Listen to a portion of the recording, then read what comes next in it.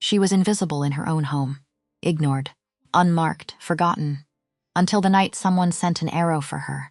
Why would anyone want her dead? In a wolf kingdom where every alpha claims his mate by 20, she is 23 and unclaimed. But the king has felt the bond thread pull tight across a ballroom. And someone powerful enough to mark an arrow with a 20-year-old crest wants her silenced before dawn. She sits alone in a borrowed dress, pressing her dead mother's ring against her ribs. She does not cry. She has practiced not crying since she was 9. Burning rose gardens, silver blades drawn in marble halls, a father stepping in front of a knife, a king bleeding on one knee, wolves gathering at the border, a court holding its breath, a crown no one saw coming. I have been looking for you for 10 years. I did not know it was you. Lyra Ashmere had counted the chandeliers 3 times before she let herself look at the floor. 17 of them, each one dripping crystal like frozen rain. Each one paid for with money her family did not have and pretended they did. The ballroom of the Ashmere estate had been gutted and repolished for this single night. Marble waxed until it threw back a girl's reflection like an accusation. Walls hung with imported silk in a color her stepmother called champagne and the servants called yellow. Every corner had been scrubbed, every flaw covered. The house was wearing makeup, and so was everyone in it, except her. She wore gray. A dove-gray dress borrowed from a kitchen maid named Marin 3 hours ago, because the gown her stepmother had supposedly ordered for her never arrived, or never existed. Lyra had stopped asking which. Marin had pressed the dress into her arms in the servants' corridor and said nothing, which was the kindest thing anyone had done for her in a month. The fabric was clean. It fit. The ribbon at the waist sat where a ribbon should sit. That was enough. She told herself it was enough. It was not. Around her, the daughters of the northern houses moved like a procession of jewels. Emerald, ruby, sapphire, topaz. Their gowns whispered when they walked. Their laughter rose and fell on cue. Every smile timed. Every glance aimed. Lyra had spent her whole life watching this language without speaking it, and tonight she understood she never would, because she was 23 years old. Because she was unmarked. Because in a kingdom where every wolf found their mate by 2023 meant something. Either fate had skipped her, or fate had looked at her and decided no.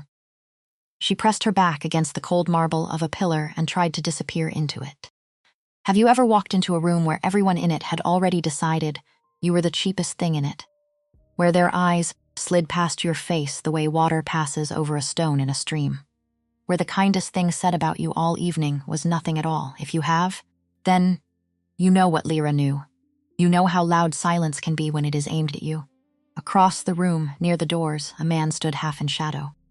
She did not see him yet, but he had been seeing her for an hour. Roderick Stormvale, the Alpha King of the Northern Realm, had walked into the Ashmere ballroom 3 hours ago in a black coat that absorbed candlelight instead of catching it. He had bowed to Lord Cedric Ashmere at the door because protocol required it, and for no other reason. He had refused 17 introductions before the second course was served. 17 daughters paraded past him by 17 fathers, each one dressed like a gift, each one with a smile rehearsed in a mirror that morning. He had nodded at each. He had said nothing memorable to any. He had been planning to leave by the 3rd hour and had told his guard so. Then the girl in the gray dress had stepped through the side door, and his blood had turned to a sound he had never heard before. He could not explain it. He did not try. He simply moved to the wall and stood very still and watched. A king learns early that not every important thing announces itself. Some things arrive in borrowed gray. He had watched her sister walk up to her 30 minutes ago and lean close, painted lips moving fast, and he had watched the girl in gray straighten her spine like a soldier under fire. He had watched a passing duchess pretend not to see her. He had watched her own father, Lord Cedric, glance her direction and then look away as if her face hurt him. He had read that look. He had read a lot of looks. That one was not contempt, that one was guilt. But that was not his problem yet. What was his problem was the thing happening inside his chest. The slow tightening. The pull, like a thread someone had run through his ribs and was now drawing taut from across the room. He had not felt this before. He had only read about it in records his father had locked in a back library and forbidden him to open, which of course he had opened at 14. The bond, the recognition. The thing every wolf in the kingdom prayed for and almost none received. It was happening to him. Now, in a stranger's ballroom, toward a girl whose name he did not yet know. He kept his face still. A king who shows his hand at a ball does not stay a king long. A rustle of silk, heavy perfume. Lyra knew before she turned. Isolde, her sister, wore crimson tonight. Of course she did. Crimson with a neckline that had made 2 old lords drop their drinks earlier in the evening, and rubies at her throat that caught the candles and held them. Isolde was 3 years older and built like a portrait. Every curl in place, every smile rehearsed for an audience. The smile she gave Lyra now was the rehearsed one. Sister, you came down. Mother asked me to. Mother asked you to stand against a wall and not embarrass us. She did not ask you to wear that. I had nothing else. You had the dress in your closet. There was no dress in my closet. Isolde's smile tightened a 1/4 inch. Strange. I saw it delivered yesterday, so that was how it had happened. Lyra did not answer. Answering was the trap. She had learned that at 11, Isolde leaned in. Her breath smelled of wine and sugar. 23, sister. Unmarked. Do you know what they were saying about you at the card table an hour ago? I can guess. They were taking bets on whether you would even be claimed by a merchant before 25. The bets are not high. Then I will be cheap to wager on. Isolde's eyes flickered. She had not expected the line. She recovered fast. You think you are clever. You are not clever. You are tolerated. I am not tolerated. I am ignored. There is a difference. There it was again, that tongue. 3 young lords nearby had turned. They were pretending not to listen. They were listening. Isolde's voice rose just slightly, exactly the amount needed to carry. Look at her. Standing here in a maid's dress, lecturing me about distinctions. Father should have sent her to a convent at 15. At least there, she would have been useful. Father did not send me anywhere. Father does not look at me. Father cannot stand to look at you. There is a difference. The line landed harder than Isolde had meant it to. Lyra saw it cross her sister's face. A flicker, almost shame. Gone before it set, Isolde swept away in a rustle of crimson. She left perfume hanging in the air like a curse. Lyra closed her eyes for 1 second. Just one. When she opened them, her hand drifted, without thinking, to the inside of her bodice. Stitched into the seam, where no maid's fingers had touched and no laundress would ever find, was a small hard shape pressed flat between 2 layers of fabric. A ring, plain silver. A thin band dented on one side from being slammed in a drawer 20 years ago, by a man who had not wanted to see it again. It had been her mother's wedding ring. It was the only thing in this whole estate that belonged to her. She had carried it, sewn into every dress she owned since she was 9 years old. It pressed against her ribs now like a small, quiet heart that beat in time with hers and reminded her, every minute of every evening, that she had once been wanted by someone, once, briefly, by a woman she could no longer remember, what no one in this ballroom knew. Not her sister, not her father, not the painted ladies pretending not to see her. What none of them knew was that the girl in the borrowed gray dress was the richest woman in the room. Because she carried the only thing in this house that had ever been given to her in love.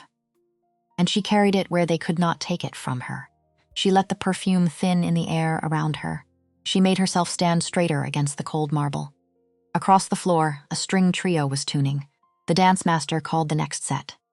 A young viscount looked her direction, considered, and then made the small, polite adjustment of his eyes that meant no. She had learned to read that adjustment by 12.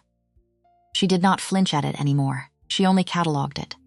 Catalogued was the word her mother's tutor had taught her when she was 9. He had said, when a thing happens that hurts you, do not protest.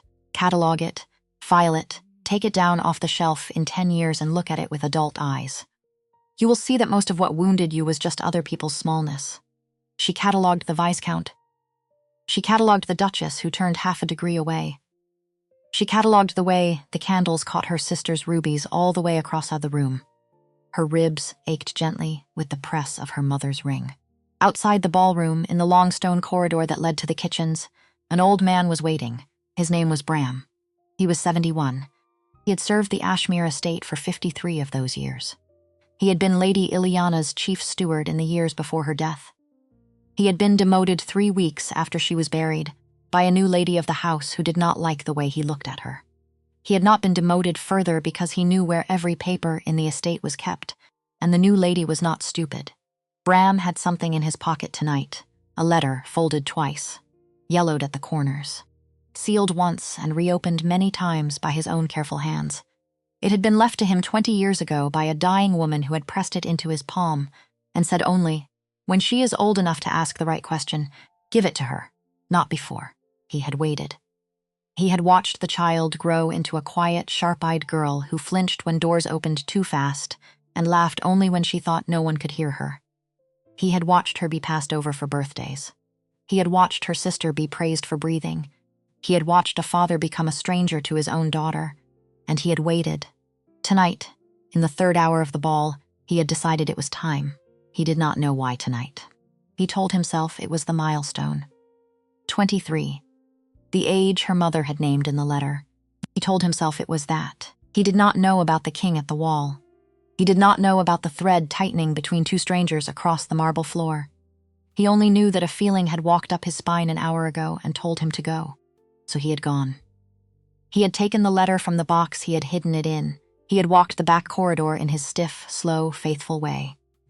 He was waiting now by the small servant's door that opened off the ballroom's east side, where Lady Lyra sometimes slipped out to breathe. He was praying she would slip out tonight. She did. She came through the door fast, head down, one hand pressed flat against her chest as if holding something in, and almost walked straight into him.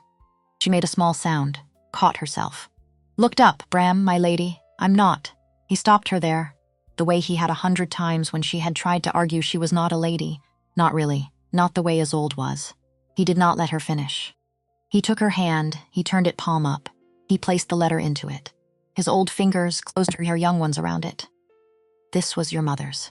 She left it with me when you were 3. She told me to give it to you the year you asked the right question. I do not know what the right question is. But you are 23 tonight and I am 71, and I do not know if I will be here next year." So she stared at the letter. It was real paper, real seal. The seal was a small, simple thing, a leaf, not the Ashmere crest, something older. She opened her mouth to ask, a bell from the ballroom. The next dance announcing itself. A herald calling names. Her stepmother's voice somewhere down the corridor, sharp with frustration, looking for her. Bram closed her hand over the letter and pushed her gently back toward the door. "Read it tonight. Alone," and he paused. "And if a man with silver in his eyes asks you who you are tonight, do not lie." She looked at him sharply.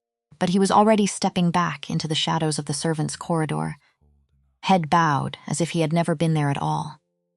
She stood with the letter against her chest beside her mother's ring, both of them now hidden in the bodice of a maid's dress. Her stepmother rounded the corner. "There you are. Where have you been? Your father is asking." "Move." She moved. She went back into the ballroom with her mother in her chest twice now. She did not know that she had crossed an invisible line.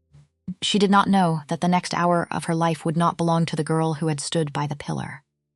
That girl had 3 more minutes of being invisible left. The orchestra had shifted to a slower piece. Couples moved onto the floor in deliberate pairs. The room had gone honey-colored with candlelight and slow with wine.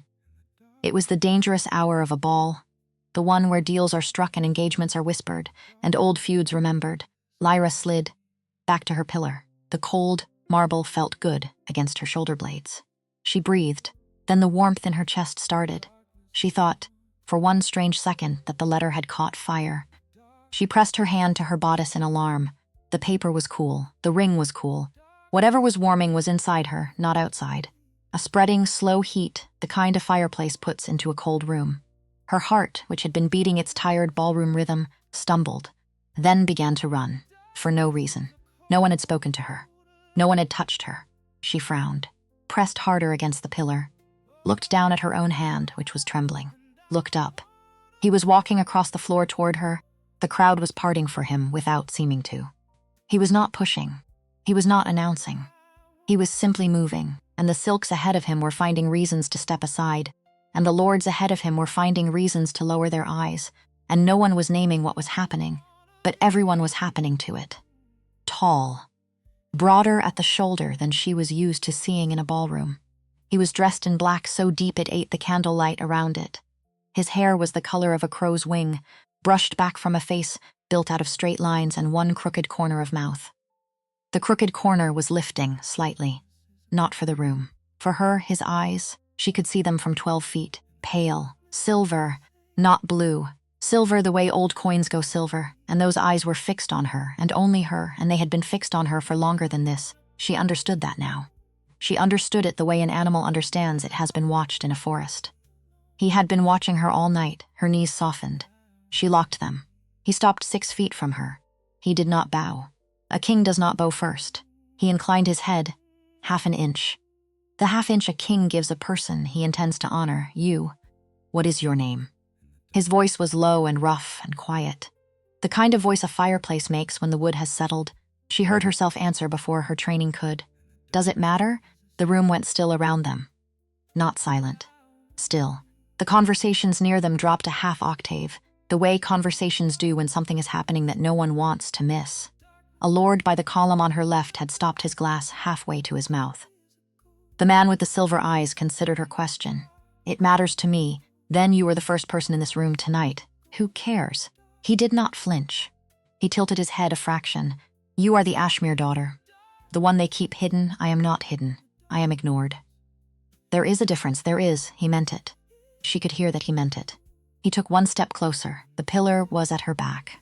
There was nowhere to step back to. His warmth, which had no business reaching her from this distance, reached her. He spoke quietly enough that only she would hear. You have stood at this pillar for 1 hour and 20 minutes. Not one person has spoken to you except your sister, and what she said was not kindness. 3 lords have looked at you and looked away. Your father has crossed this room 4 times and not once turned his head, and you have not cried. You have not left.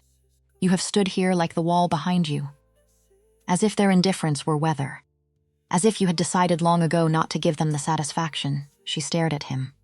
How long have you been watching me? Since you walked in.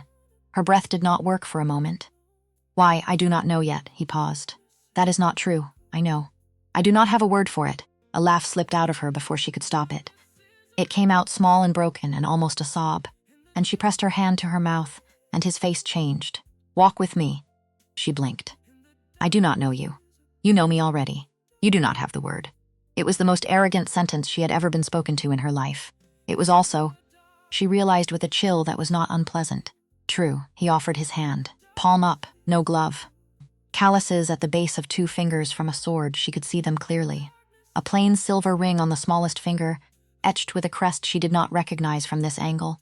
I am asking. Not commanding. She looked at the hand. She looked at his face. She looked by reflex across the ballroom for her father. Lord Cedric Ashmere was standing by the eastern arch with a glass of red wine in his hand, frozen mid-sip, staring across the room at his daughter and the stranger and the offered hand. His face had gone the color of paper. He looked, for 1 strange second, like a man watching a verdict be read. He looked away first. He looked at the floor. He did not move toward her. That was the moment. That was the small, ordinary moment that broke something in Lyra Ashmere that she had been holding shut for 15 years. Her father, who had not protected her from her sister tonight. Her father, who had not insisted on a real dress. Her father, who could not even cross a ballroom to ask who the stranger was. Her father had just looked at the floor. She put her hand in the stranger's hand. The instant their skin met, the warmth in her chest snapped. Not broke. Snapped the way a thread snaps when it has been pulled tight too long. Something behind her sternum gave way, and a feeling she had no name for poured into the empty place, and she made a sound, very small, that she would later not remember making. His hand tightened on hers. Not painful, anchoring. He had felt it too. She could see it in the muscle that jumped in his jaw. Ein, no, I feel it. He led her through the crowd. He did not take her into the inner halls. He took her to a side door she had not noticed before, half hidden behind a tapestry. He opened it onto cold night air and a stone path and the smell of roses. The Ashmere Rose Garden, 300 years old, walls of climbing white and red, a fountain at the center, water singing thinly in the dark. The moon was up. The garden was empty. The music from the ballroom was thinned by stone to a faraway thing, like someone humming on the floor above. He led her to the fountain. He let go of her hand. She felt the loss of his hand like a draft now. Tell me your name. Lyra Ashmere, he repeated it once low to himself. He looked at her like the name was a thing he had been trying to remember all his life, and had only just been handed. You know who I am. I know the crest on your ring. I have seen it on banners. I did not connect it to a face. The corner of his mouth lifted again. That small crooked thing. Most people connect it to the face before they speak. You spoke first. I did not know. I am glad you did not know. She wrapped her arms around herself, suddenly cold. Her mother's letter was warm against her ribs. Her mother's ring was warm against her ribs. He noticed the gesture and did not comment. What is in the dress? She froze. What? Twice tonight you have pressed your hand to your bodice, as if checking that something is still there. Once at the pillar, once just now. What is in the dress? She did not answer. She could not. The night had gone strange enough that telling a strange king about a secret letter from a dead mother seemed possible, and that possibility frightened her more than any of the rest of it. He did not press. Keep your secret. I only wanted you to know I see you. All of you. Not just the part of you that stood by the pillar. She looked up at him. Why are you here, tonight? Truly. Not the official reason. Treaty appearance. Eastern lords. My advisors told me I had not been seen in a private house in 2 seasons, and the families were beginning to take it as an insult. I was supposed to dance with a daughter or 2. I was supposed to leave by the 3rd hour. You did not leave. I did not. Why? He looked at her a long time before he answered. The moonlight caught the silver of his eyes and made them almost luminous. Because I have been looking for you for 10 years. I did not know it was you. I knew it was someone. I went to every ball I was asked to in 5 kingdoms because of a feeling I could not name. I have stood in rooms full of beautiful women and felt nothing. I came here tonight expecting to feel nothing. And then a door opened, and a girl in gray walked into a room of jewels, and a wire I did not know was inside me pulled tight. She stared at him. She did not have words. She thought, with a kind of detached wonder, that she might be having a very long, very specific hallucination. She thought, with another part of her mind, that this was the kind of moment her mother would have known what to do with, if her mother had been alive. Her mother. She remembered, suddenly, the letter against her ribs. She remembered Bram's words. If a man with silver in his eyes asks you who you are tonight, do not lie. Her legs went unsteady again. She sat, not gracefully, on the low stone edge of the fountain. He did not sit. He stood near her, close enough to catch her if she tipped backward into the water, not close enough to crowd. A king who has read the room. She breathed, she breathed. She was about to speak. A shadow moved by the rose wall to her left. It moved wrong. It moved against the wind. She did not have time to process the wrongness of it. She did not have time to do anything. The shadow lifted an arm. There was a soft, hard sound, the sound of a bowstring releasing into night air, the kind of sound she had only heard at hunting parties and never aimed at her. The arrow was already in the air. He moved faster than she had time to see. He turned, his body twisting hard at the waist, his arm coming up to sweep her sideways off the edge of the fountain in one motion that was half grab and half throw. She felt herself shoved bodily down toward the gravel path. She felt the air above her head displace. She heard a wet, hard sound that was not a sound a body should make. He grunted. He went down on one knee. His left hand braced against the rim of the fountain. His right hand was still on her shoulder, pushing her down, keeping her down. There was an arrow in the meat of his shoulder, just below the collarbone. The shaft was black. The fletching was black. The head had gone in deep. His shirt was already wetting around it. She heard herself make a sound, a small, useless sound. He turned his head and looked at the rose wall. Whoever had loosed the shot was already running. She heard footfalls, a scrape of leather on stone, a gate banging once, distantly. He did not chase. He could not chase. He looked at her instead, fast, urgent. Are you hit? I am not. You are sure? I am sure. You are, yes. It is in the meat. It missed the lung. I am fine. He was not fine. He was bleeding through black cloth in the moonlight, and his face had gone the color of old ivory. But he was upright, and he was looking at her, and he was, against all reason, almost smiling, a grim, half-amused thing, a welcome. Already, a door banged open at the garden entrance. Running feet. Lord Cedric's voice, sharp and old and afraid. Her father, finally, crossing a distance. Other voices behind him. Guards, servants, someone shouting for a physician. But before any of them reached the fountain, a different figure rounded the corner first. A slow figure, an old figure, Bram. The old steward stopped at the edge of the path. He saw the king on one knee. He saw the arrow. He saw, on the gravel beside the king's bracing hand, the broken shaft of an earlier missed shot she had not noticed. Kicked aside when the king turned, Bram bent. With one stiff old hand, he picked up the broken shaft. He looked at the head of the arrow. His face went the color of the moonlight. He had seen this mark before, 20 years ago. On a different shaft, in a different hand, in a different night. He looked across the garden at Lyra. His eyes were wet. "Oh, my lady. They have not forgotten you after all." Lyra did not understand the sentence. She would.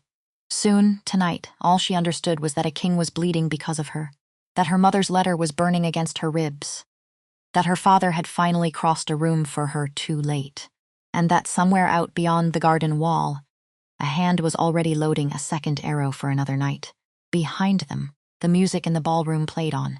It did not yet know.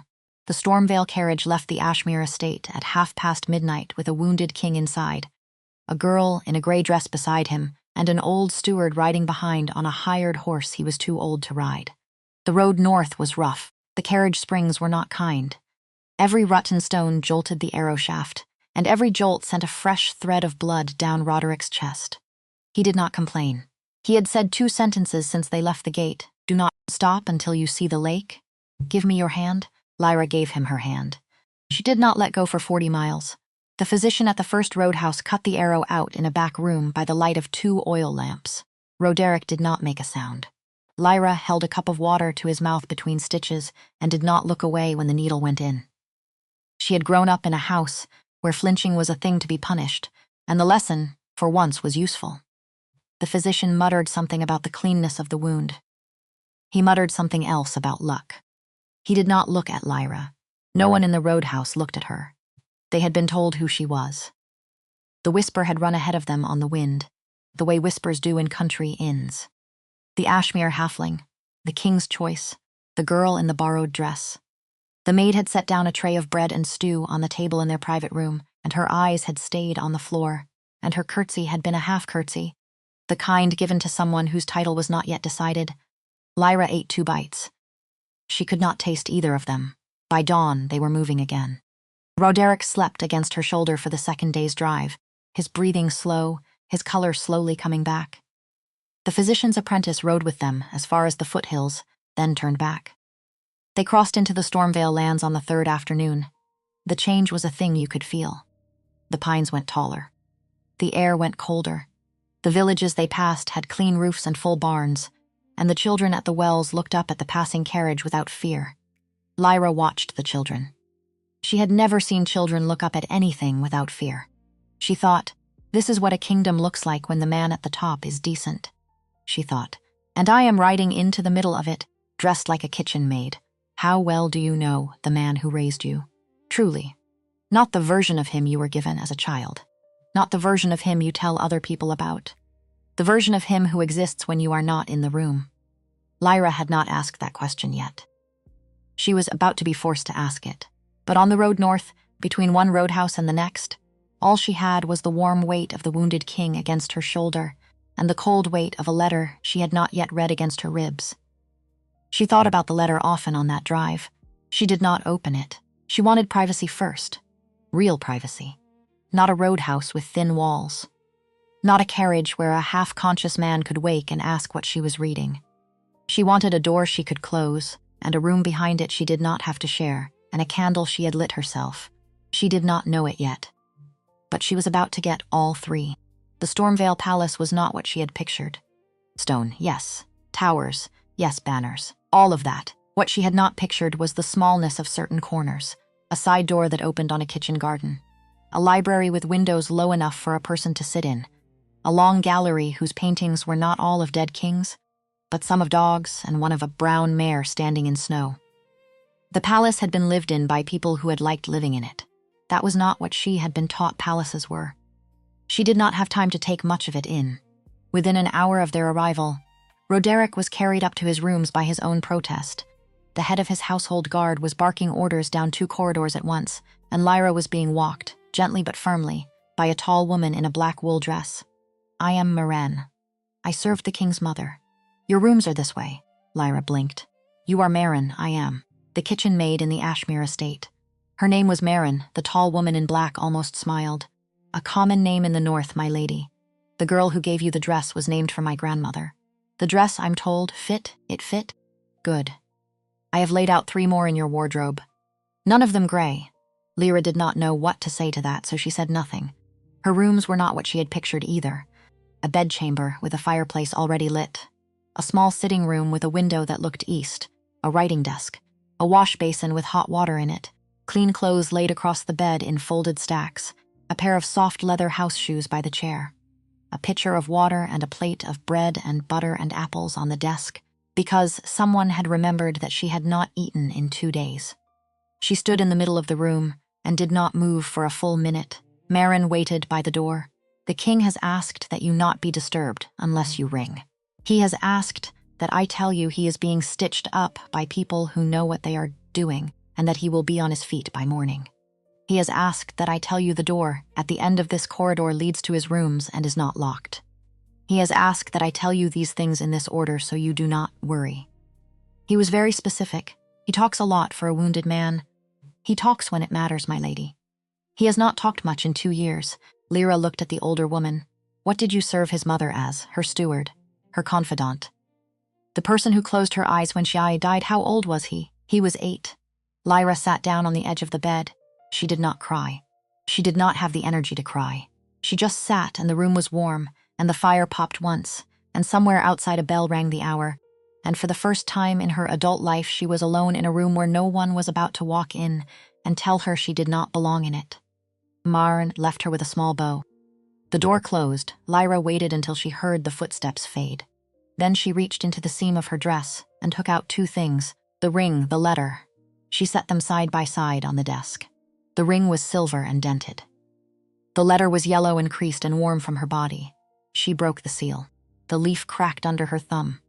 The handwriting inside was small and tight and a little slanted to the left, the way a left-handed woman writes who has been told her whole life to use her right. Lyra had never seen this handwriting before. She felt, looking at it, the way a person feels seeing a face they have only known in dreams. My daughter, the letter began. If you are reading this, you are 23 or older. If you are reading this, Bram has kept his word to me, and I am glad. He was always the only one in that house I trusted with anything that mattered. I am writing this in the dark. Your father is in the next room and does not know. He will not know. I do not have much time. And there are things I need you to understand before the version of me in this house is replaced by the version of me other people will tell you about. Your father is not the man you grew up believing he was. He was once. I want to be fair. He was, when I married him, a man with a soft voice and a careful hand who read books in the evenings and was afraid of his own father. He was kind to me. He was kinder than he was strong, which is not the same thing as being good, but it is not nothing.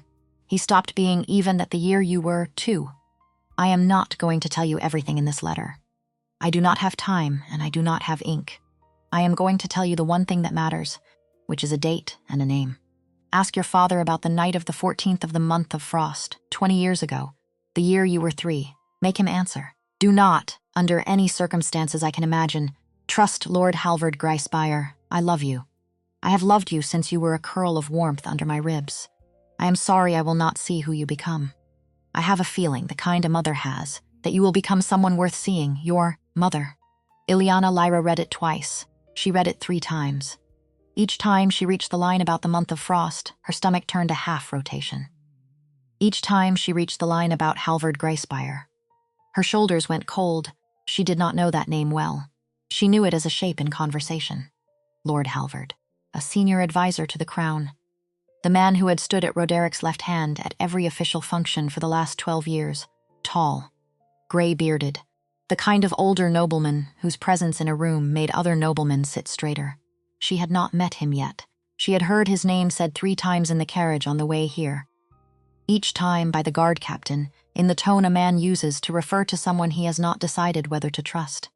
She folded the letter. She put it back in the seam of her dress. She put on one of the clean dresses Marin had laid out. It was dark blue, plain, with long sleeves. It fit better than she wanted it to. She did not sleep that night.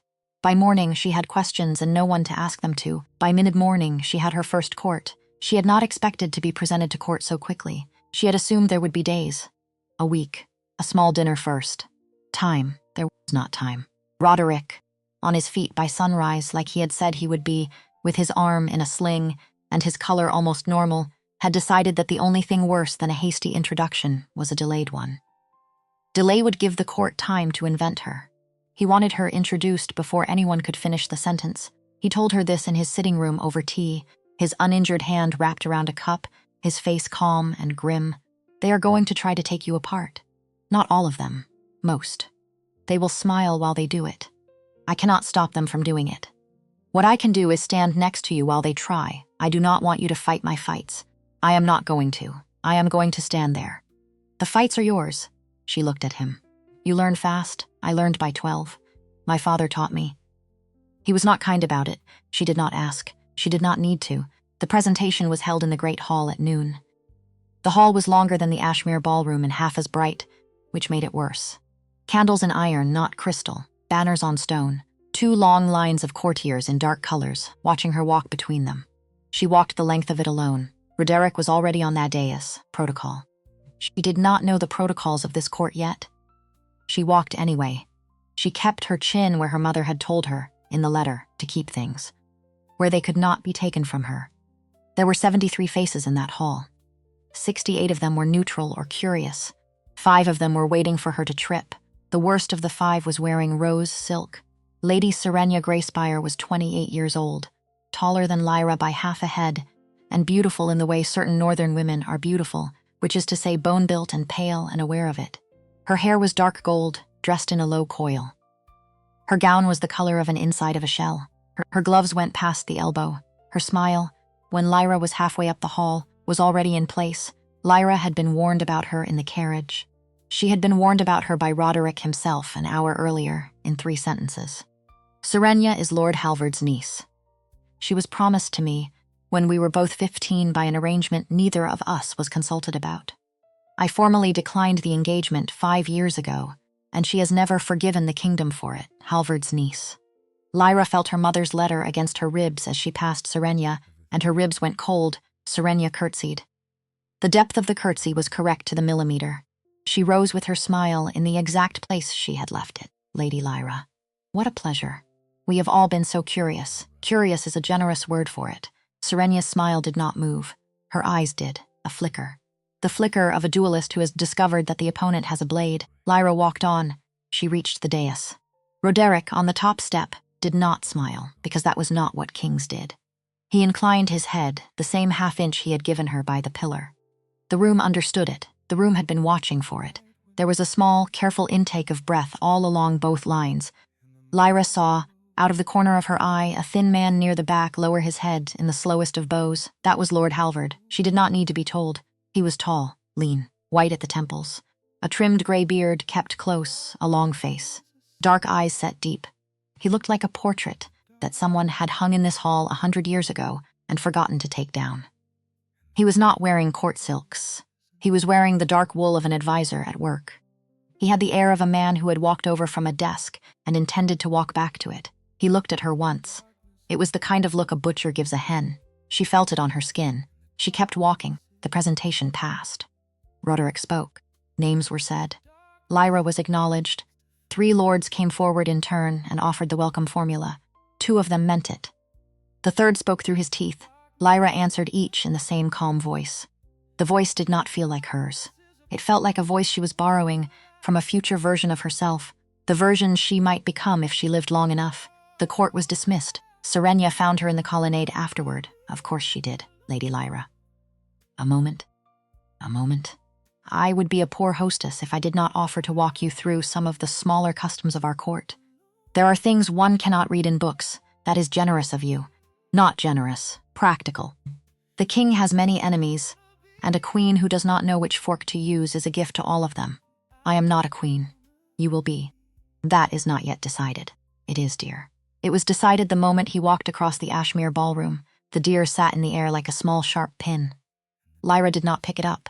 Serenia kept smiling, which was... Lyra was beginning to understand. The only thing she did with her mouth. There is a small tea tomorrow. Just the senior wives. An informal thing. I would consider it a kindness if you would attend. I will consider it, do. She glided off in a whisper of rose silk. Lyra watched her go. She let her shoulders down half an inch. She let one breath out. She thought, the next month is going to try to kill me. She did not know how literally she meant it. My Trondgen Andver. The tea the next afternoon was held in a sunroom on the east wing of the palace. 6 senior wives, Lady Serenia as host. A table laid with pale yellow china. a silver pot, 3 kinds of cake that no one was eating. Lyra arrived in a plain green wool dress, which Marin had chosen for her with the same expression a general uses choosing armor. Plain, warm. Unmistakably not a costume. The senior wives studied her. The senior wives offered the formula. The senior wives, one by one, set the small traps. Lady Brennan, in mauve, asked her where she had been educated. At home. By a tutor my mother had hired before she died. After my mother died, I read on my own, self-taught. How charming, Lady Vespers. In pearl gray, asked her how she found the climate. Cold. I will learn it. Of course you will, Lady Austry. In burgundy, asked her what her mother's family name had been before her marriage to Lord Cedric. The room went very still. Lyra felt the question for what it was. It was not curiosity. It was a baited line. Her mother had been human. Her mother had been from a small line that Lord Cedric had not bragged about. Her mother's name, if Lyra named it, would tell every wife at this table how far below their birth she stood. She set her cup down. She looked Lady Austry in the eye. My mother's name was Ileana. She was the daughter of a country physician from a village on the southern marsh. She read 4 languages. She was kinder than anyone in this room is likely to be in their lifetime. I am very proud of her.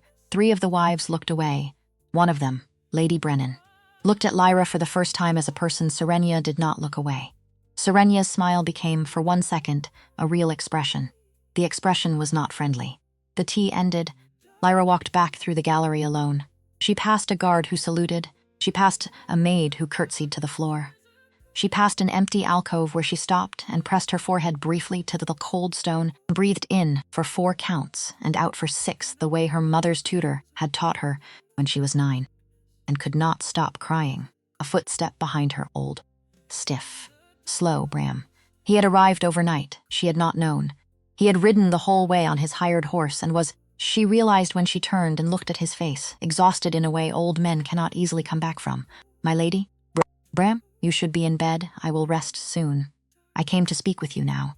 Before the sun moves, she took him by the elbow. She walked him into a window seat. He sat heavily. He looked at her for a long time before he spoke. You read the letter? I read it. You have the question. I have it. He nodded. Once. Slowly, then I am going to give you the answer she could not write down. Because writing it down would have killed her sooner. She waited. He looked at his old hands. Your mother did not die of fever, my lady. That is the story we were told to tell. That is the story the household repeated. That is the story carved on her stone. It is not what happened. She was poisoned. Lyra's hand went to the edge of the window seat. The wood was cool. She held on. By who? He did not answer at once. He looked instead at the floor between his feet. He had practiced this sentence. She could see it on his face. He had practiced it for 20 years by your father. Lyra did not move. He braced for her to break. She did not break. She did the thing she had been doing her whole life. She held very still and let the information walk in and sit down inside her like a stranger taking a chair by the fire. She felt her heart, very far away, doing something fast and unimportant. She felt her face, very close, doing nothing at all. Why? Bram closed his eyes. That is the longer answer, my lady. That is the answer I cannot give you in a window seat. I can tell you who made him do it. I can tell you who has held it over him for 20 years. I can tell you whose mark was on the arrow that almost killed the king. She looked at him. Halvard Greyspire, he nodded once. He could not speak. Lyra sat with that. Outside the window, in the courtyard, 2 stable boys were leading a horse across the cobbles. The horse was a gray mare. The mare stopped once and lifted her head and looked at the window where Lyra was sitting, the way a horse will sometimes look at a thing for no reason a human can explain. Then the boys clicked their tongues and the mare walked on. Lyra watched the mare go. She thought, I am going to need a horse. She thought, I am going to ride back to that house. She thought, before I let anyone protect me from this, I am going to look at my father and ask him the question my mother told me to ask, and I am going to watch his face when he answers. She stood up. She put her hand on Bram's shoulder for a moment. It was the first time she had ever touched him on purpose. He flinched gently and then steadied, and then his old hand came up and covered hers. I am going to go home. Yes, my lady. Tonight, he nodded. She left him in the window seat. She walked the corridor to her rooms. She did not run. Running would draw eyes. She walked the way Marin had taught her, in even strides, hands loose, face set. She passed Lady Serenia at the head of the colonnade, who lifted a hand to stop her. "I do not have time, my lady. I only wish to ask whether you found the tea." "I found it. Good.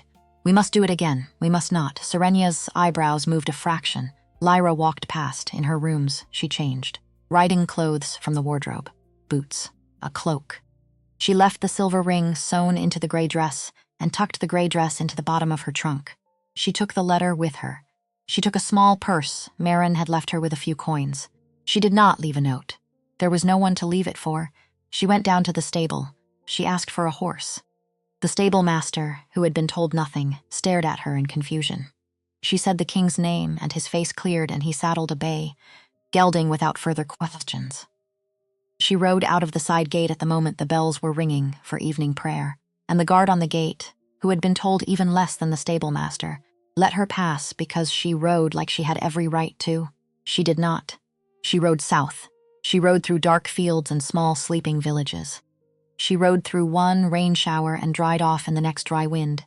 She slept 3 hours in a coaching inn that did not know her face. She paid in coin.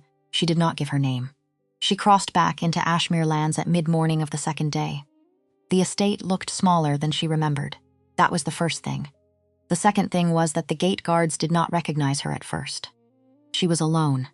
She was on a strange horse. She was dressed for a hard ride. They squinted at her in the gray daylight, and one of them lowered his pike and said her name like a question. And she nodded once, and they bowed, and she rode through the gates with no announcement and no welcome. She rode straight to the front steps. She dismounted. She walked into the house she had grown up in. The hall smelled the way it had always smelled. Beeswax, old wood, the faintest undernote of her stepmother's perfume. She had hated that smell since she was 6. She walked through it as if it were ordinary air. A footman saw her and went pale and bowed and stammered something about announcing her. "I will announce myself." She walked to her father's study.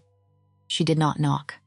She opened the door. Lord Cedric Ashmere was sitting in the chair behind his desk. He was 60 years old. He had aged 6 years and 3 days. He had not, she would learn later, slept since the ball. He had a glass at his elbow that had been poured several hours ago and not touched. He had been staring at the dead fire. He looked up when the door opened, and when he saw who it was, every muscle in his face did a thing she had never seen it do. He stood. He did not say her name. He waited. She closed the door behind her. She walked to the front of his desk. She set her gloves down on the wood between them. She did not sit. The night of the 14th of frost. 20 years ago, his face went the color of paper. He did not pretend not to understand the question. That was the moment, looking back, when Lyra knew that she had been right to ride 2 days alone to ask it. He did not pretend. He sat back down, slowly, as if his legs had decided for him. He put his hand over his eyes. His shoulders shook once. Then her father, who had not cried in 20 years, in the presence of any human being, including himself, broke. He cried into his own palm. He cried the dry, ugly cry of a man who has been holding a wall up for 2 decades and has just felt someone behind him pulling at the brick. Lyra did not move. She did not comfort him. She did not yet have any comfort to give. She watched him cry, and she heard her own voice come out very steady and very far away. "You poisoned her." He could not answer. "You poisoned my mother." Yes, the word came out into his palm. She had been preparing herself for him to lie. She had been preparing herself to break his lie. She had not been preparing herself for the truth handed over without a fight, like a man laying a weapon on the table because he has been waiting all his life to put it down. It cost her more than the lie would have. Her legs softened. She locked them again. She had had practice. Why? He could not answer that either, not yet. She waited, in the long quiet that filled the study, in the smell of cold ash and old wax. In the late gray light from the high windows, Lyra Ashmere stood in front of the man who had made her and the man who had unmade her mother, and she discovered something she had not known about herself. She was not afraid of him. She had been afraid of him her whole life. Every meal, every birthday he forgot, every silence at the end of a corridor when she had passed him without speaking. She had been afraid of him so completely that she had not noticed it was fear, the way fish do not notice water. Standing here with the truth in the room, she was not afraid. She was something else. She thought of Bram on the road behind her.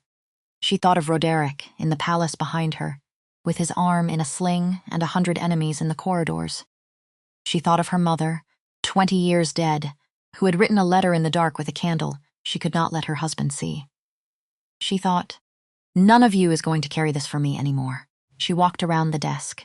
She knelt in front of her father's chair so that he had to look at her.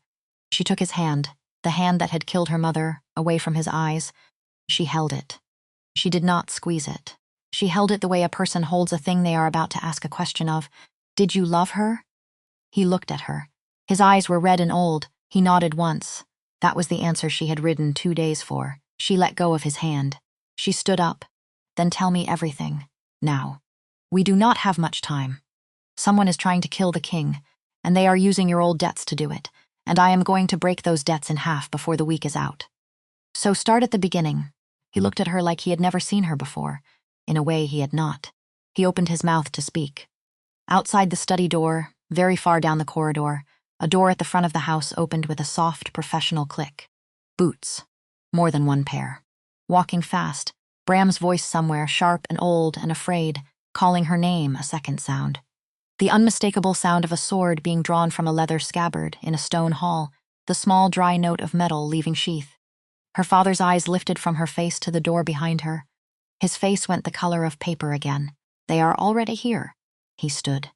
He stepped between her and the door. He did it without thinking. He did it the way a man does a thing he has been waiting 20 years to do and has finally been given the chance. He set himself between his daughter and the corridor, and he reached, with a hand that had not held a weapon in a decade, for the old officer's blade above the cold fireplace. Lyra reached into her cloak. Her fingers closed around the silver dagger Bram had pressed into her hand on a kitchen yard bench when she was 11, and had not, until tonight, ever needed to draw. She had not asked him then what it was. She had only put it in her belt and ridden. The boots in the corridor were close now. Bram's voice cut off mid-shout. There was a thud against stone, then silence, then the handle of the study door began, very slowly, to turn. The handle turned. The door did not open. Whoever was on the other side was listening, counting breaths. Lyra counted with him. 3 men. 2 pairs of boots on the right of the door, 1 on the left. The one on the left was the leader. He was the one who had drawn the sword. He was the one who had turned the handle to test the latch, and was now waiting for his men to flank the window. She knew this without being told. She had grown up in a house where every footstep in a corridor meant something. She had learned to read corridors the way other girls learned to read music. She caught her father's eye. She lifted one finger to her lips. She pointed at the long curtain to the left of the desk, the narrow service door behind it, the one the maids used to bring in firewood. Her father had forgotten it was there. He had not used it in 40 years. She had used it as a child to hide from her sister. He understood. He did not move toward it. He stepped, instead, more squarely between her and the front door. She shook her head. Hard. No, he looked at her. The look was not a father's look. It was a man's look, apologetic. Final, I have spent my life letting other people stand in front of you. Let me stop. She did not have time to argue. The door blew open, 3 men. Dark wool. No insignia. The kind of men a lord hires when he does not want a name attached to a deed. The leader had a long face and old scars at the knuckles. He saw Lord Cedric first. He saw the sword in Lord Cedric's hand. He saw behind him the girl. His face changed. He had been told the girl would be alone. He had been told the lord was a coward who would step aside. He hesitated. Half a second. Lord Cedric swung first. He was 60 and out of practice, and bleeding from a cut on his palm, where the old grip had bitten him. He was not the swordsman he had been at 30. But he was a man who had been waiting 20 years to do one true thing, and the swing was true. It opened the leader's sword arm at the elbow. The leader dropped his blade. He screamed once, short. The other 2 came in. Lyra moved. She went left, around the desk, the silver dagger in her hand, low and tight against her hip, the way Bram had shown her once in the kitchen yard when she was 11 and could not stop crying about Isolde. She had not used the lesson in 12 years. Her hand remembered. She went under the second man's arm as he came around the desk and put the dagger in the soft place under his ribs and twisted it the way Bram had said to twist. He went down on his knees with a sound that was not human. The third man saw her face. The third man hesitated. Hesitation in a corridor for a wood fight is the same as a confession. Her father stepped past her and put the old officer's blade through his throat. The room went quiet. 3 men on the floor. 2 dying. 1 already gone. Lord Cedric was breathing hard. leaning on the desk with one hand, the sword in the other tipped down on the rug, blood running off the blade onto the wool. He looked at his daughter. He looked at the dagger in her hand. He had not known she could do that. He had not known a great many things about her. Where, Bram? The kitchen yard. Years ago, he nodded slowly. He understood the whole shape of the sentence. Bram had been raising his daughter while he had been not raising her. The corridor outside was silent. She knew what the silence meant. She knew before she crossed the doorway. She knew when she ran down the long hall to the front of the house and found him at the foot of the front stairs, slumped against the banister, his old hand still wrapped around the small horn he had blown to warn her, his face turned up toward the door he had been trying to reach. Bram, she knelt. He looked at her. He smiled. It was a small, tired, satisfied smile. The smile of a man who had finished a job he had been holding open for half a century. You came. You asked? Good. She pressed her hand to the dark stain spreading at his side. The stain did not stop spreading. He had taken the cut high. He had run with it as far as the front stairs. He had blown the horn. He had done his job. Stay. Stay. Do not. I am 71, my lady.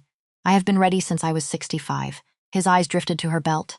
The dagger, you used it. I used it. Good. Take it to him. He will know it. He will know what to do. Who? The king, child. He smiled again. Smaller. Then his eyes did the small unfocusing thing. He did not finish the smile. She held him for a long minute. She did not cry, not yet.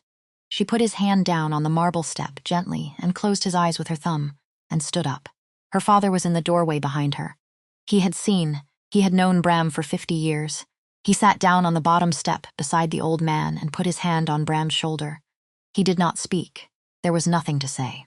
Bram had served this house through 2 ladies and 4 scandals and 1 murder, and the only person in the family who had ever treated him like a man was the daughter who had ridden 2 days to ask a question. Lyra wiped the dagger on a square of dark wool from the inside of her cloak. She slid it back into her belt. We ride tonight, yes, saddle 2 horses. I will saddle 3. Isolde will come. Lyra looked at him sharply. She has earned no part of this.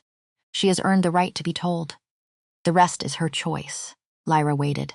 He looked up at her from the step. His eyes were wet, but they were also steady. I have given that girl 20 years of bad fathering. Do not make me give you the same. Let me bring her. If she says no, she says no. Lyra did not answer. She walked past him out into the courtyard. She gave the orders herself. The Stormvale Palace had 1,000 candles burning in its windows when the 3 Ashmere riders came up the road at dusk on the 3rd day. Lord Cedric on his old chestnut.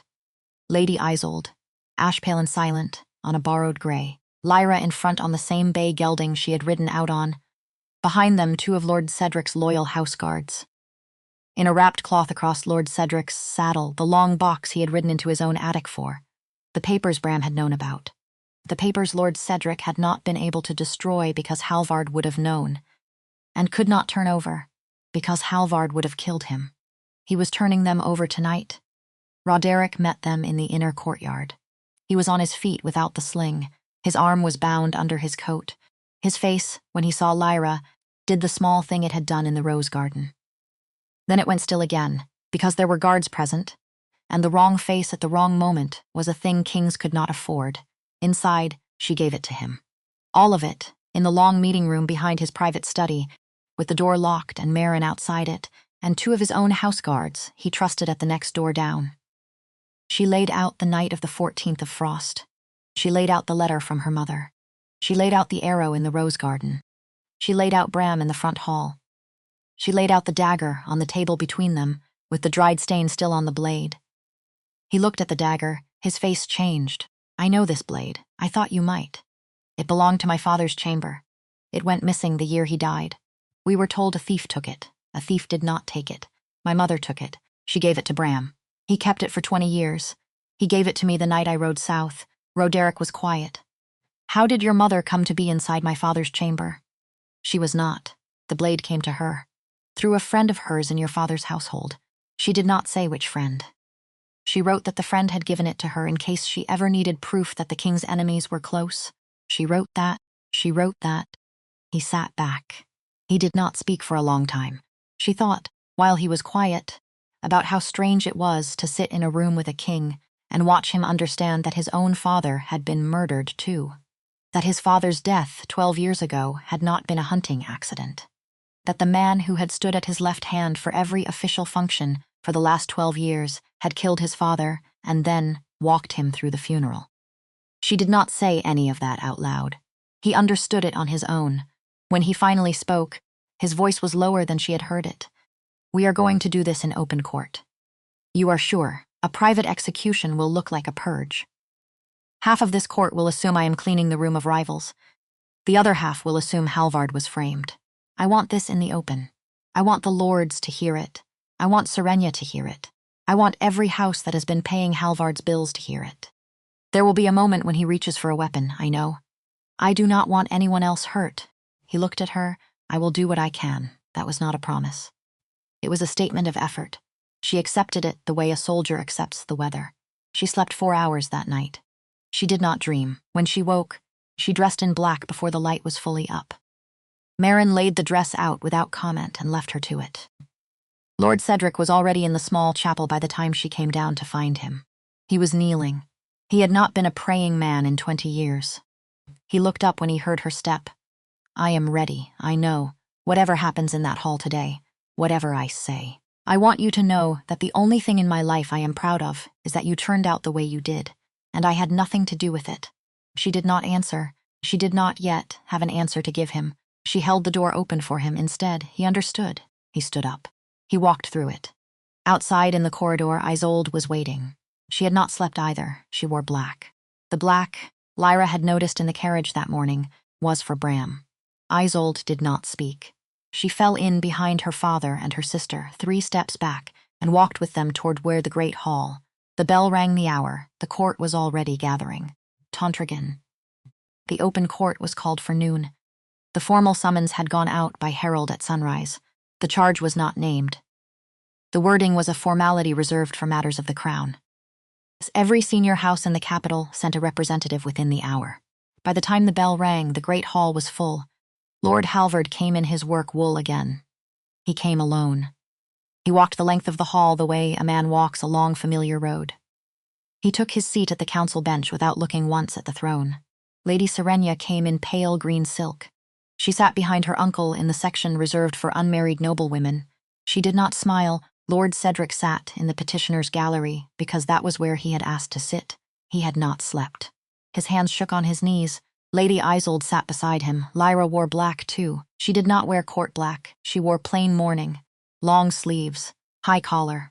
No jewelry except a thin silver chain at the throat, on which she had hung her mother's wedding ring for the first time in her life.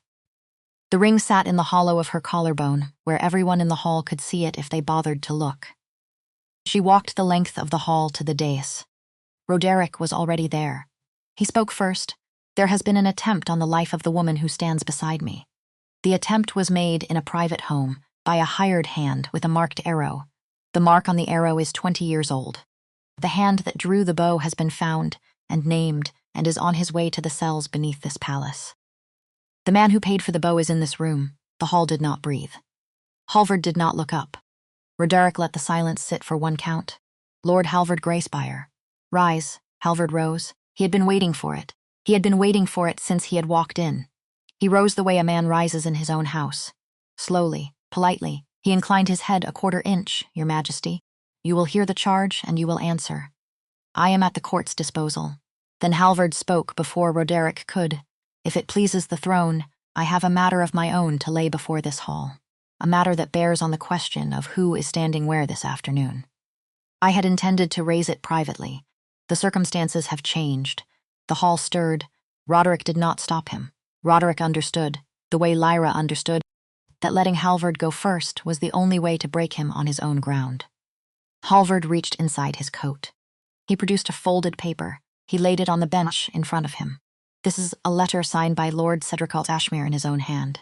It is dated the 4th of Thaw, 21 years ago. It contains a written commitment to support a rival claimant to the throne against the late king. It is, by the kingdom's law, treason." He looked for the first time at Lord Cedric. "I have held this paper for 20 years out of an old friendship. I produce it now only because the family in question is currently positioned to influence the crown. I do not act for myself. I act for the kingdom." There was a murmur. Lord Cedric did not move. Lyra felt her father go small beside her without looking at him. She felt Isolde behind her go still. She had expected this. Halvard had to attack first. Halvard had nothing else. The only weapon he had ever had was the letter. He had to put it on the table before they did, or he had no game. She let him put it down. She let the murmur run. Then she stepped forward. She did not ask Roderick's permission. She did not need to. The hall watched her step out of the formal queen's place and walk to the council bench and stand opposite Lord Halvard at a distance of 3 feet. She did not look at the paper he had laid down. She looked at him. That paper is real. My father wrote it. He was 28 and afraid and stupid, and he wrote it in a single bad week, and he regretted it for 30 years, and he has never acted on it. I will not argue the paper. I will not deny it. I will not ask the court to excuse it. A second murmur, sharper. The court had expected a defense. They had received a confession. She kept going. What I will ask the court to do is listen to a second paper. A paper my mother wrote on the night of the 14th of Frost 20 years ago. In it she names the man who came to our house that night with 2 armed retainers and forced my father, by threat of revealing the very letter Lord Halvard has just laid on this bench, to pour a vial of monkshood into her tea. The man she names is the man standing in front of me. She wrote the paper that night because she knew she would not live to morning. She gave it, with a silver dagger taken from the previous king's own chamber, to a household servant we trusted. The servant kept both the letter and the dagger for 20 years. He gave them to me 3 nights ago, on the steps of our own front hall, while bleeding out from a sword stroke given to him by a man Lord Halvard sent to kill me. She held out her hand. Marin, who had been standing at the side door, walked forward with a small wooden box. She placed it on the bench. She withdrew. Lyra opened the box. She took out the letter. She took out the silver dagger. She laid them both on the bench beside Halvard's paper. The dagger is the late king's. The letter is my mother's. The handwriting can be verified by any clerk in this room who served in my father's house at the time. The paper Lord Halvard laid down is signed in my father's hand. The paper I am laying down is signed in my mother's. The court will compare them. The court will decide which signature is worth more. She stepped back. Halvard did not move. He had not, she realized, later, expected the dagger. He had expected the letter. He had been ready for the letter. A letter could be denied. A letter could be called a forgery. A letter could be turned into a long, slow argument that ate days and let his allies move pieces. The dagger could not. The dagger was an object. The dagger had a maker's mark. Half the senior nobles in the room had served at the late king's court. They would know the blade on sight. The dagger said, with no possibility of argument, that someone close enough to the king to take a blade from his private chamber had been involved in the conspiracy. That someone had not been Lord Cedric Ashmere. Lord Cedric Ashmere had never been near the late king's chambers, but Lord Halvard Gryspire had been the late king's chamberlain in the year the dagger went missing. The hall understood this in a slow ripple. It started at the front bench and moved back. By the time it reached the side galleries, 3 lords had stood up without meaning to. Halvard understood it too. His face did the thing his niece's face had done in the colonnade. It moved for 1 second. It became the face he had been hiding under the gray beard for 12 years, cold, angry, tired. The face of a man who had been so close. Then he made his choice. It was the choice Lyra had been telling Roderick all morning that Halvard would make. Cornered men with 1 weapon left used the weapon. He stepped forward. He reached in 1 practiced motion into the cuff of his sleeve. He had a knife there. A small, narrow, ugly thing. The kind a man carries in a sleeve when he intends to use it once at very close range. He did not go for Lyra. He went for Roderick. Lyra saw the angle before he moved. She had been watching his weight. He had shifted onto his back foot half a minute earlier. He had been measuring the distance from the council bench to the throne since the dagger came out of the box. She opened her mouth to call out. She did not get the call out. Her father got there first. Lord Cedric Ashmere had been sitting in the petitioner's gallery, 2 rows from the council bench, on the same side of the hall as the dais. He had been close enough, the whole time, to see the cuff. He had been watching the cuff for an hour. He had seen the small shift. He had stood up at the shift. He had taken 3 steps in the moment Halvard took one. He was old. He was slow. He was not going to be in time to stop the knife. He was going to be in time to stand in front of the knife. He did. Lyra saw it happen and could not move toward it. The hall saw it happen. Halvard's knife went into Lord Cedric just below the ribs, where the old man had not had time to pull the coat closed. Lord Cedric did not fall at once. He took the blow standing. He looked Halvard in the face, very close, and for one long second, the two men were standing chest to chest in the middle of the great hall, like the friends they had been 40 years ago. Then Lord Cedric closed his hand around Halvard's wrist and held it there so that Halvard could not pull the knife out and use it again. Roderick moved. He had been frozen for the first half-second. He moved in the second. He came off the dais in one stride. He caught Halvard by the collar of the wool coat and drove him backward into the council bench. There was a sound. There were guards at the side doors, a heartbeat behind him. Halvard did not resist. He could not. Lord Cedric was still holding his wrist. Then Lord Cedric let go. He took a step back from Halvard. He looked down at the knife still in him. He looked across the hall for his daughter. She was already coming. She caught him as his legs went. She went down on her knees on the marble with him. The black wool of her dress pooled around them. She got an arm under his shoulders. She got him onto her lap. His head was very heavy. He had never been heavy a day in his life. The hall had gone silent in the way only a great room with 1,000 candles can go silent. He looked up at her. He opened his mouth. She thought he was going to say her mother's name. He did not. He said 2 words, "I am sorry." He breathed once more. He did not breathe again. She held him for a long time. She did not cry. The tears were going to come later, in a different room, when she was alone, and she had given herself permission to let them. When she finally lifted her head, she lifted it to look at her sister. Isolde had not moved from the gallery. Isolde was standing now, with one hand at her own throat, the other clenched in the black silk of her own skirt.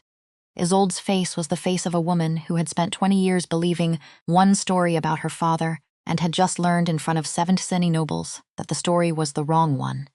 Their eyes met across the hall. Isolde came down the steps. She crossed the marble slowly. She knelt beside her sister and her father. She did not speak. She put her hand on Lord Cedric's chest, over the place where his heart had stopped, and she left it there for the count of 10. Then she put her other hand on Lyra's. She did not say she was sorry. She had not earned it yet. She stayed. Across the hall, Lady Serenia stood up from her bench. She did not look at her uncle. She walked in a straight line to the side door. The guard stepped aside for her because she had not been charged with anything. She paused once at the door. She looked back at Lyra over the bodies and the marble. Her face, for the first time, was a real face. The expression was not friendly. The expression was not unfriendly either. It was the expression of a woman who had just understood that the side she had backed her whole life had been the wrong side, and that she was going to have to live the rest of her life with the choice. She walked through the door. She did not come back. The trial of Lord Halvard Greisspire took the rest of the afternoon and the whole of the next morning. The verdict surprised no one. He was hanged at sunrise on the second day, in the public square, before the city was fully awake. Lady Serenia did not attend the hanging. She had left the palace by carriage in the night.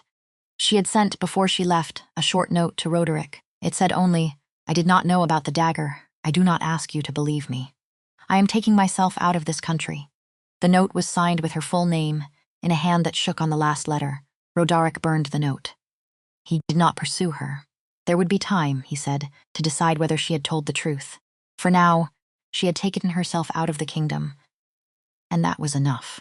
The funeral for Lord Cedric Ashmere was held 3 days later, in the small chapel on the palace grounds, because the family had asked for quiet.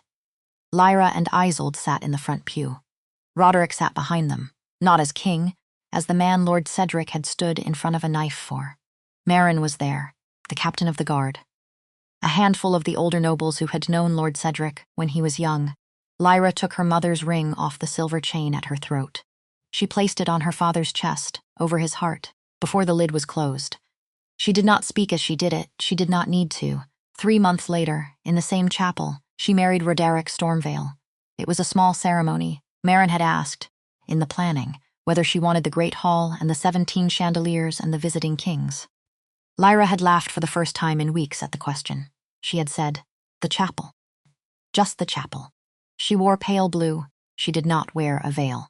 Isolde stood at her shoulder as her witness.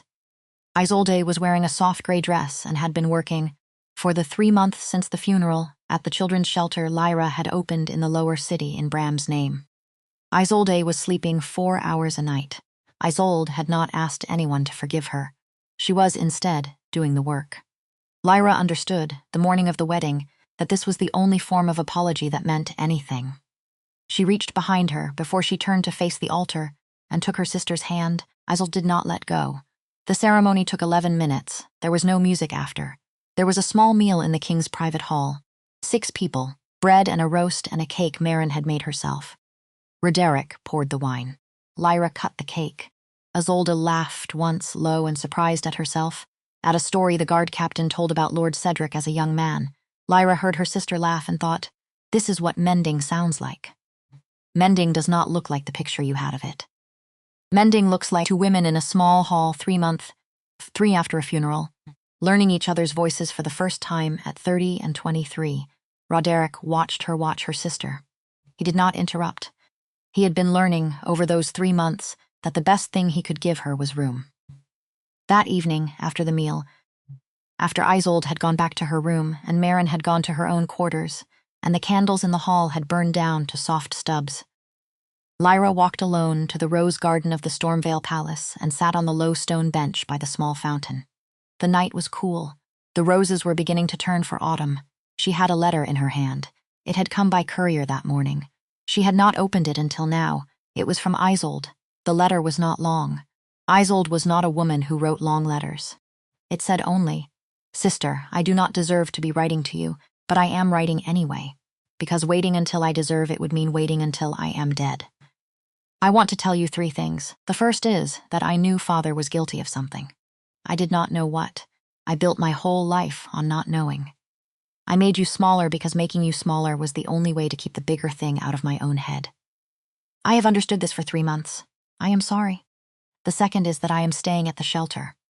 Bram's shelter. I am going to stay until I am old. The work is good. The children do not know my name and they do not need to. I am useful for the first time in my life. The third is that I love you. I do not know if you can take that word from me yet. I do not need you to take it. I am going to say it anyway. I love you. I have loved you my whole life. I was not allowed to know it. You do not have to write back." Isolde Lyra read it 3 times. She did not cry. She folded the letter into thirds. She put it in the small pocket sewn inside her sleeve, where her mother's letter had once lived. She sat in the garden as the light went out of it. Roderick came and sat beside her after a while. He did not ask. He had learned not to ask. He just sat. After a long time, she leaned her head against his shoulder. She said, very quietly, "My father waited 20 years to say 2 words. My sister has been writing me letters for 3 months because she knows she might run out of time. I do not want anyone in my life to wait that long for anything again." He turned his head and pressed his mouth to her hair. "Then we will not. Tontragen.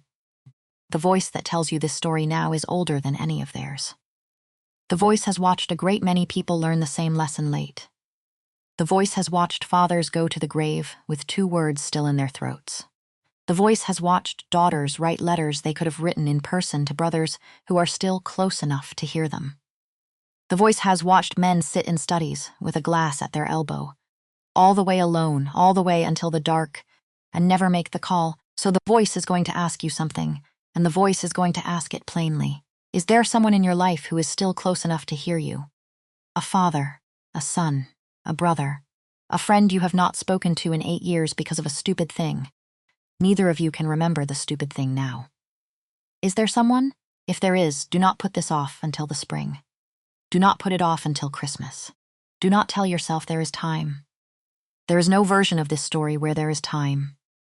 There is only the version where one of you goes first, and the other one of you stands in a hall holding a folded letter and wishing. Lord Cedric Ashmere waited 20 years to say, "I am sorry." He said it in the end. But he said it on his daughter's lap, with a knife in him, and his daughter had to learn, in the moment, that the price of his silence had been her whole childhood. Bram waited 50 years to give a letter. He gave it. But he gave it on a corridor floor with his own life leaving him. Isolde almost waited her whole life to call her sister sister. She did not, in the end. But she came close. Closer than she could afford. These are the people who got there. Many of the people you have known did not get there. Many of the people you have known are still trying to. So pick up the phone. Write the letter. Drive the 4 hours. Sit at the kitchen table with the man who raised you and ask the question you have been carrying since you were 9. Tell your son the thing you wish your father had told you. Tell your wife the thing you almost said 11 times and walked away from. There is no version of you, the version reading this tonight, who will regret saying it. There is only a version of you who will regret not. A man is not measured by what he refused to admit. He is measured by what he was willing to walk across a room and say, Lord Cedric crossed a room. He crossed it 60 years late. He still crossed it. Be the man who crosses it earlier. Think about your own life for a moment. Not the version of it you tell other people.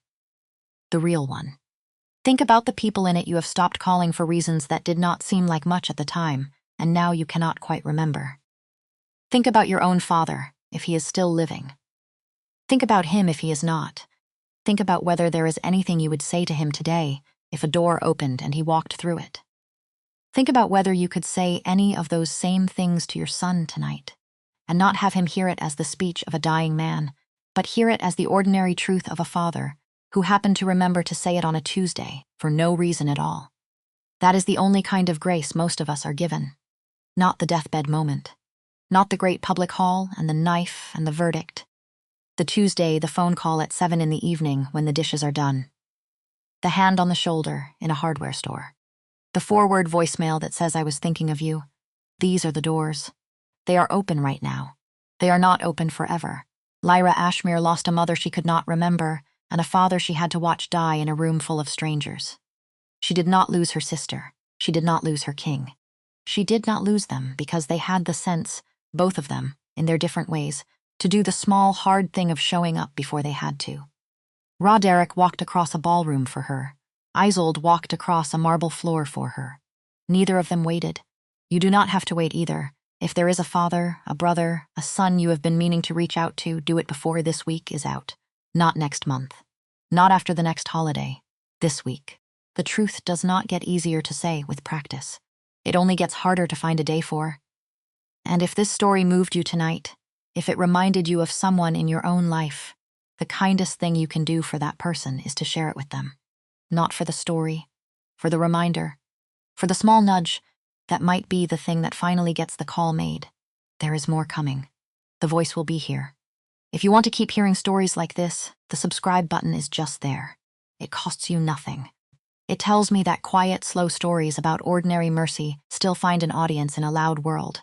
And that matters more than I can tell you. But before you click anything, before you scroll on, before the next thing in your feed takes your attention, pick up the phone.